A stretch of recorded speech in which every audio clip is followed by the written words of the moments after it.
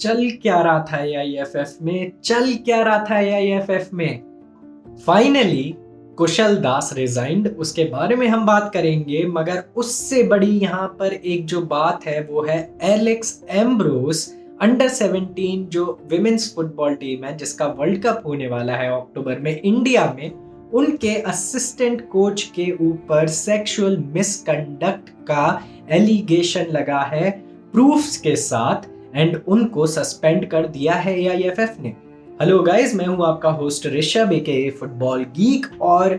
बहुत ही मुश्किल हुई मुझे ये वीडियो बनाने में बिकॉज बहुत ही सेंसिटिव टॉपिक यहाँ पर एक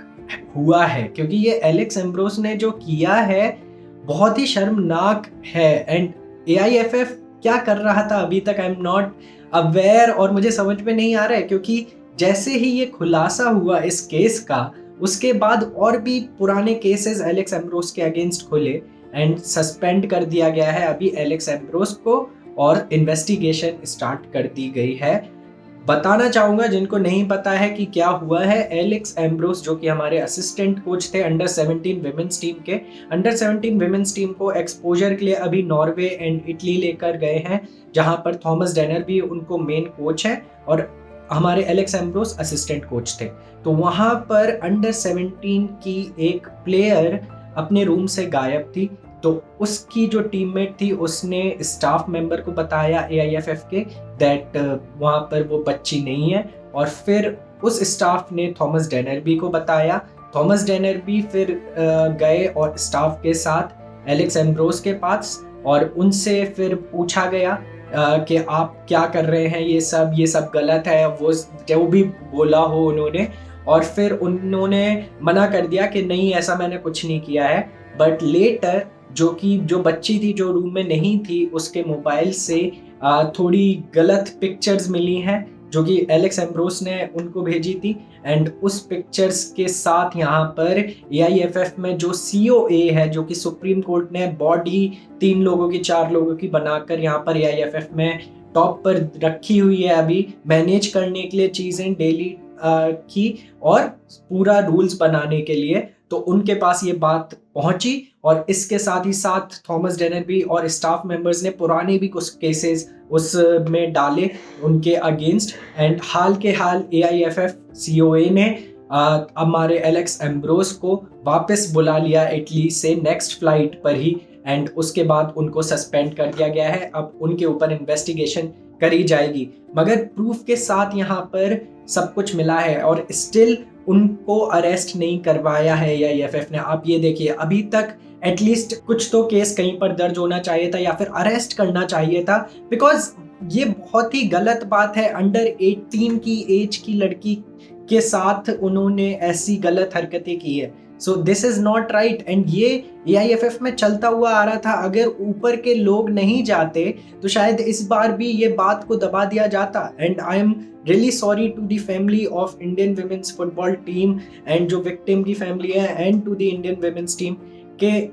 we couldn't provide you a safe environment यार, we couldn't provide them safe environment। और अब फाइनली होपफुली यहाँ पर एलेक्स एम्ब्रोस के अगेंस्ट टफ केस लिया जाएगा, क्योंकि स्टेट फेडरेशन जो है उन्होंने भी बोला है कि उनके सारे लाइसेंसेस रद्द कर देने चाहिए एंड उनको अरेस्ट करवा देना चाहिए। तो ऐसी बातें आ रही हैं and hopefully AIFF and COA, क्योंकि अब सीओए मैनेज कर रही है, तो होपफुली सीओए यहाँ पर स्ट्रिक्ट एक्शन लेगी इस बात पर। आगे बढ़ते हैं तो आपको पता ही होगा कुशल दास की मैंने पिछले वीडियो में बात करी थी एंड पिछले वीडियो में मैंने बोला था कि नेक्स्ट वीडियो हम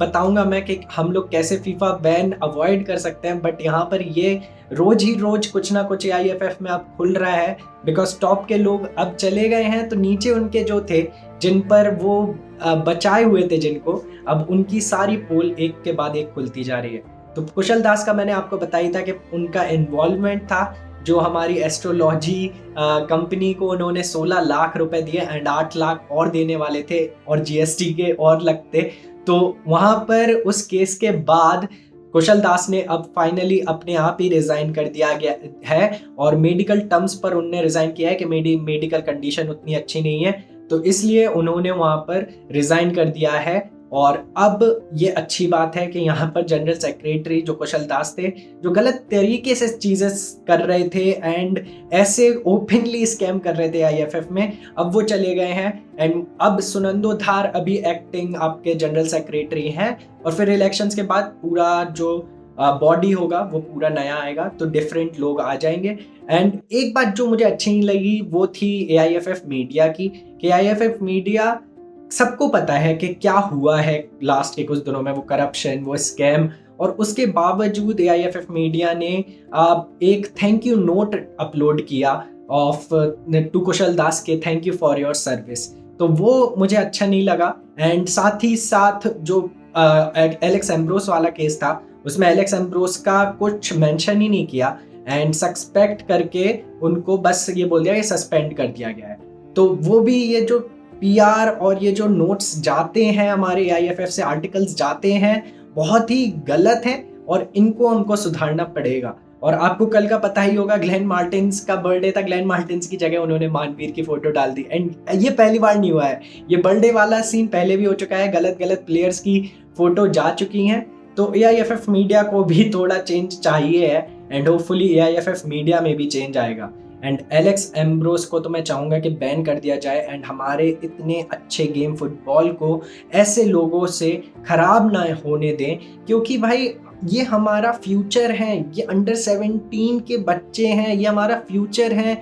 हमारी फुटबॉल का, विमेंस फुटबॉल का। विमेंस फुटबॉल में वैसे ही पैसा नहीं मिलता है और आप ऐसी हरकतें करेंगे तो पेरेंट्स अपनी बच्चियों को कैसे यहाँ पर फुटबॉल में डालेंगे। वैसे ही हम लोग इतना प्रॉब्लम फेस कर रहे हैं, पेरेंट्स उतना सीरियसली नहीं ले रहे हैं विमेंस फुटबॉल को, बिकॉज पैसा नहीं है, उतना ज़्यादा अच्छा इंफ्रास्ट्रक्चर नहीं है। और अब अगर कोचेज ही ऐसी हरकतें करेंगे तो फिर आगे कैसे यहाँ पर पेरेंट्स भरोसा करके इंडियन विमेंस टीम में अपनी बच्चियों को, अपनी बेटियों को भेजेंगे। तो ये सब हम लोगों को सही करना पड़ेगा एंड एआईएफएफ को हमको साफ करना पड़ेगा, बिकॉज ऐसे तो नहीं चल सकता है। एंड आई होप चीज़ें अब बेटर होंगी एंड जैसे ये लोग हट रहे हैं जो अभी थे हमारे आईएफएफ में, जो गंदगी फैला रहे थे, जो खराब कर रहे थे हमारे आईएफएफ को, अब वो जा रहे हैं एंड होपफुली सब क्लीन होगा यहाँ पर एआईएफएफ में। तो आप ज़रूर बताइएगा आपका ओपिनियन क्या है कमेंट सेक्शन में मुझे। और साथ ही साथ अगर आपको ये वीडियो अच्छा लगा है तो लाइक कर दीजिएगा